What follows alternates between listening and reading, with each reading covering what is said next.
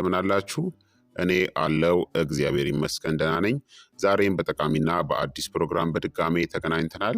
በዛሬው የጤና ፕሮግራማችን ላይ የምንመለከተው የእንሽርት ፈሳሽ መፍሰስ ምልክቶች እናም ምክንያቶችን በዚህ ቪዲዮ ላይ በሚገባ በዝርዝር የምነግራችሁ ይሆናል ማለት ነው። ይህ የጤና ትምህርት ታዲያ ለበርካታ ሰዎች በጣም ጠቃሚና አስፈላጊም ስለሆነ ሁላችሁም በቅንነት ላይክና ሼር በማድረግ ሌሎችንም አስተምሩ አሳውቁላለሁኝ።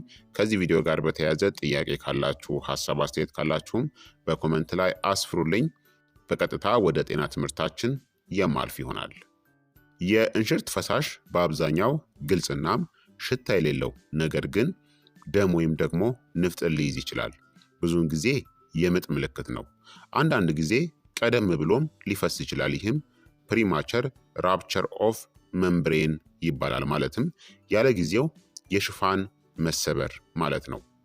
ያለ ጊዜው የሽፋን መሰበር ወይም ደግሞ ፕሪማቸር ራፕቸር ኦፍ መምብሬን የሚከሰተው አምኒዮቲክ ሳክ ወይም ደግሞ በእንሽርት ውሃ የተሞላው ልጁን የሚያቅፈው ከረጢት ከምጥ በፊት ሲሰበር ነው። በእርግዝና ወቅት በማንኛውም ጊዜ ሊከሰት ይችላል። ነገር ግን በተለይ ከቀነ ገደባችሁ በፊት ማለትም ከምትወልዱበት ቀን በፊት በጣም ቀደም ብሎ ከተከሰተ በጣም አሳሳቢ ነው። የእንሽርት ፈሳሽ በማዕፀን ውስጥ ያለውን ፅንስ የሚከብ ፈሳሽ ነው። ከፅንሱ እድገት ጋር የተያያዙ የተለያዩ ተግባራቶች አሉት።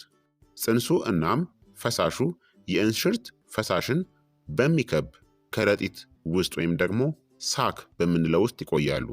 ይህ ከረጢት ወይም ደግሞ ሳክ ብዙውን ጊዜ አንድ ሴት ምጥ ሲጀምራት ይሰበራል። አንዳንዶች ይህንን የውሃ መሰበር ብለው ይጠሩታል። ይሁን እንጂ የእንሽርት ፈሳሽ ከምጥ ውጪ በሌሎች ምክንያቶችም ሊፈስ ይችላል። የእንሽርት ፈሳሽ መደበኛ መጠን ምን ያክል ነው የሚለውን ልንገራችሁ። ሕፃኑን የሚሸፍነው የእንሽርት ፈሳሽ መጠን እርግዝናችሁ እየገፋ ሲሄድ እየጨመረ የሚሄድ ሲሆን በ36 ሳምንታት አካባቢ ከፍተኛ ደረጃ ላይ ይደርሳል። በእርግዝናችሁ ወቅት ያለው የፈሳሽ መጠኖች በ12 ሳምንታት እርግዝናችሁ አካባቢ 60 ሚሊ ሊትር፣ በ16 ሳምንታት እርግዝና አካባቢ 175 ሚሊ ሊትር፣ በ34 እናም 38 ሳምንታት እርግዝና መካከል ከ400 እስከ 1200 ሚሊ ሊትር ይሆናል። ሐኪማችሁ የአልትራሳውንድን በመጠቀም የእንሽርት ፈሳሽ መጠናችሁን ሊለካ ይችላል።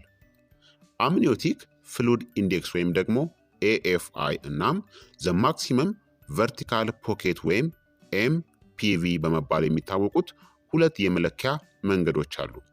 ሐኪሞች የእናንተን ኤኤፍአይ ወይም ደግሞ አምኒዮቲክ ፍሉድ ኢንዴክስ ከ5 ሴንቲሜትር ያነሰ ወይም ደግሞ የእናንተ ኤምፒቪ ወይም ማክሲመም ቨርቲካል ፖኬት ከ2 ሴንቲሜትር ያነሰ ከሆነ የእንሽርት ፈሳሽ መጠናችሁ ዝቅተኛ እንደሆነ አድርገው ይቆጠራል።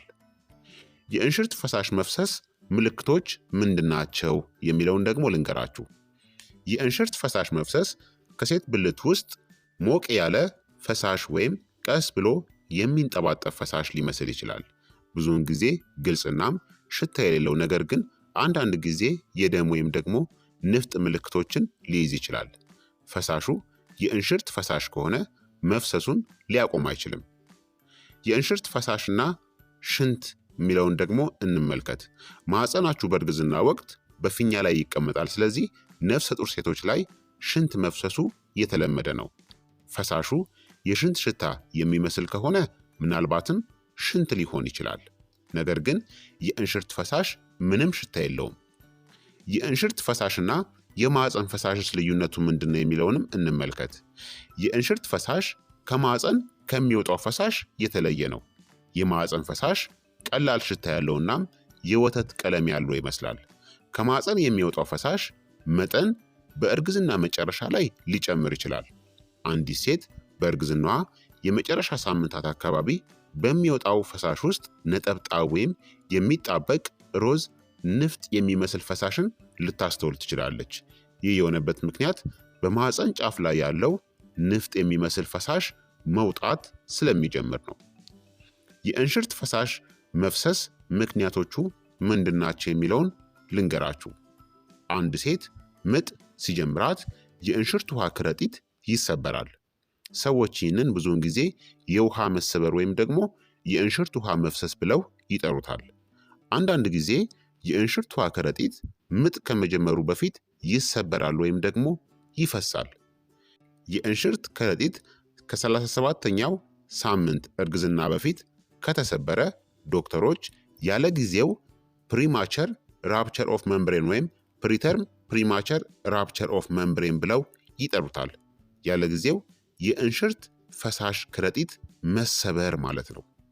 የፕሪተርም ፕሪማቸር ራፕቸር ኦፍ መምብሬንን ሊጨምሩ የሚችሉ ምክንያቶች የምንላቸው የመጀመሪያው ከዚህ በፊት ፕሪተርም ፕሪማቸር ራፕቸር ኦፍ መምብሬን ታሪክ ካላችሁ ነው። ከዚህ በፊት አስቀድሞ ቀነ ገደባችሁ ከመድረሱ በፊት የእንሽርት ከረጢት የሚሰበር ከሆነ፣ በሁለተኛ ወር ወይም ደግሞ በሶስተኛ ወር 3 ወር ውስጥ የሴት ብልት ደም መፍሰስ ካለ፣ አጭር የማዕፀን ጫፍ መኖር፣ የማዕፀን ከመጠን በላይ መወጠር፣ ይህም ትልቅ ማዕፀን ማለት ነው። ትልቅ ማዕፀን ማለት ትልቅ ብልት ማለት እንዳልሆነ ግን መረዳት አለባችሁ። እንዲሁም የአይረን እጥረት፣ የአስኮርቢክ አሲድ እጥረት፣ ተያያዥ ቲሹ መታወክ፣ ዝቅተኛ ቢኤምአይ ወይም ቦዲ ማስ ኢንዴክስ ካላችሁ፣ ዝቅተኛ ማህበራዊ ኢኮኖሚያዊ ደረጃ፣ ይህም ትክክለኛ የቅድመ ወሊድ እንክብካቤን ለማግኘት አስቸጋሪ ስለሚያደርገው፣ ሲጃራ ማጨስ፣ ህገወጥ የአደንዛዥ እጽን መጠቀም ይህንን ችግር ያስከትልባቸዋል ማለት ነው። በአንዳንድ ሁኔታዎች ለፕሪተርም ፕሪማቸር ራፕቸር ኦፍ መምብሬን ምንም ሊታወቅ የሚችል ምክንያት የለም። ታዲያ በእነዚህ ሁላ ምክንያቶች ያለ ጊዜው የእንሽርት ፈሳሽ ሊፈስ ይችላል ማለት ነው። ታዲያ መቼ ሐኪማችሁን ማማከር ወይም ማነጋገር አለባችሁ የሚለውን ደግሞ ልንገራችሁ።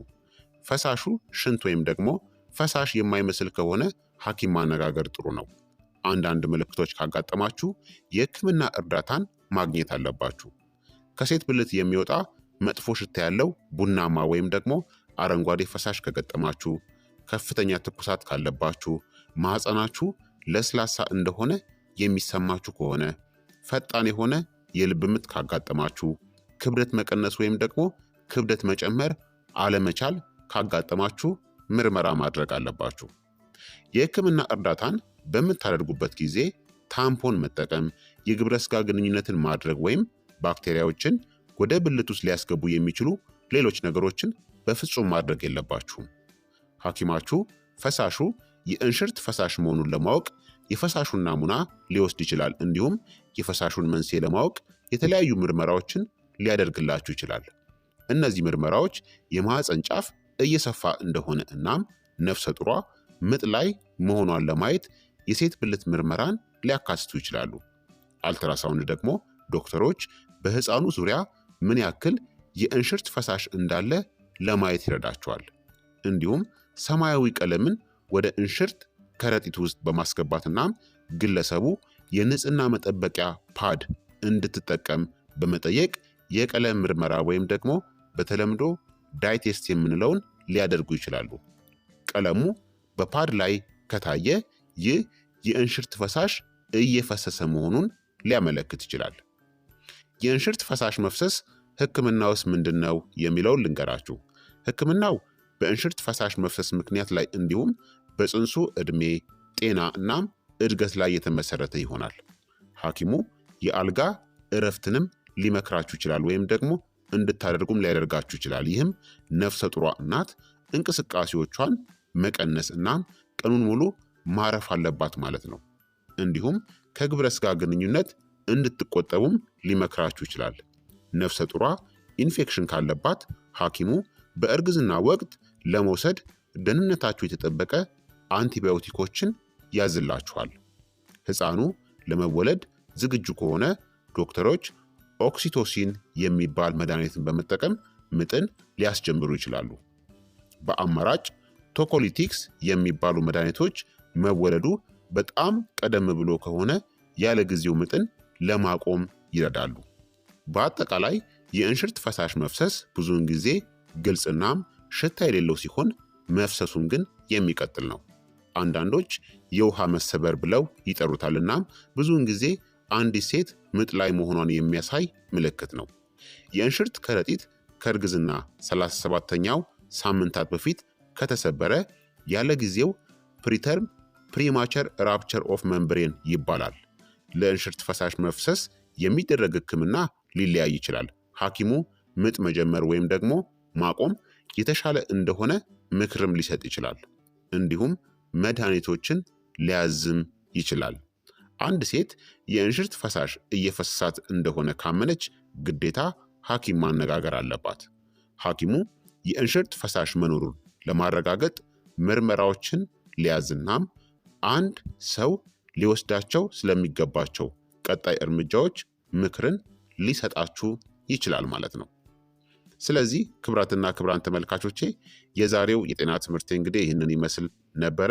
የእንሽርት ፈሳሽ መፍሰስ ምልክቶችንናም በርካታ ምክንያቶችን በዚህ ቪዲዮ ላይ በሚገባ ነግሬያችኋለሁ ማለት ነው።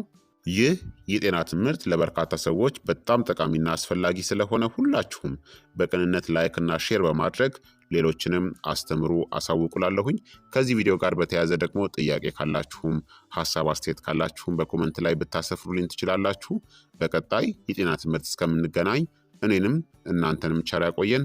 መልካም ጊዜ፣ መልካም ቆይታ። ቻው ቻው።